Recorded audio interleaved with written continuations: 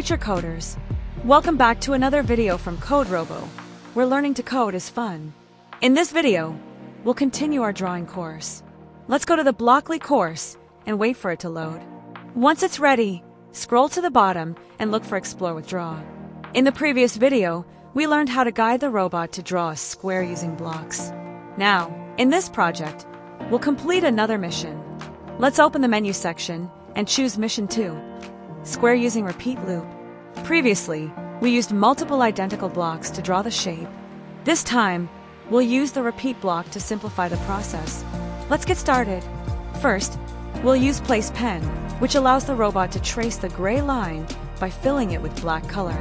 To draw a line, we'll use Move Forward by 4 because each side of the square has a length of 4. After moving forward, we'll use Turn Right by 90 degrees, so the robot turns at a right angle. Instead of writing the Move Forward command 4 times, let's use a repeat block. We'll place both the Move Forward and Turn Right blocks inside it. Since a square has 4 sides, we'll set the repeat count to 4. Now let's test it.